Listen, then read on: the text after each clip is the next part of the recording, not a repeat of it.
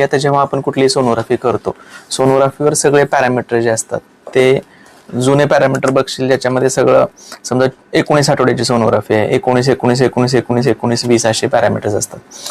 आधीच्या स्कॅनमध्ये पण तसंच असतं. पण आत्ताचा जो ग्रोथ स्कॅन आहे, ग्रोथ स्कॅनमध्ये आपले बाकीचे पॅरामीटर्स आहेत ते 32 असे आहेत. आणि AC जो आहे तो 30 वीक्स 5 डेज आहे, म्हणजे 1 आठवड्याने तो कमी आहे. बरोबर.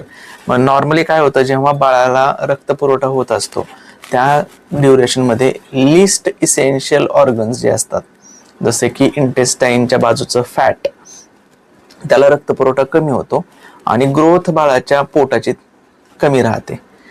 त्या व्यतिरिक्त ते बाळाचा रक्तपुरवठा रिडिस्ट्रीब्यूट केला जातो ब्रेनकडे, कारण ब्रेनची जास्त डेव्हलपमेंट चालू असते त्या पर्टिक्युलर ड्युरेशन्समध्ये. त्यामुळं तिकडं जास्त सप्लाय होतो, रादर पोटाला किडनीजला थोडा कमी सप्लाय होतो.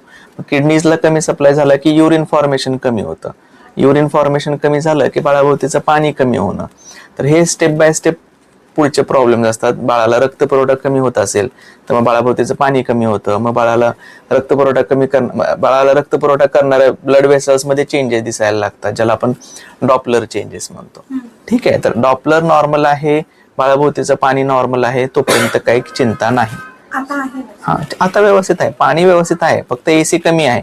आता पुढची स्टेप असते, समजा बाळाभोवतीचं पाणी पण कमी झालं किंवा AC लॅग 3 आठवड्यापेक्षा जास्त झाला, आता ऑलरेडी 1 आठवड्याचाच आहे फक्त, 3 पेक्षा जास्त झाला, तर याचा अर्थ असा असतो की बाळ पोटात न्यूट्रिशन घेत नाहीये किंवा बाळाला न्यूट्रिशन पोहोचत नाहीये, त्याला आपल्याला डिलिव्हरी करून बाहेर काढायला लागेल. मग ते दुधावर वगैरे जास्त लवकर कॅचअप करू शकतं ग्रोथला. ठीक आहे.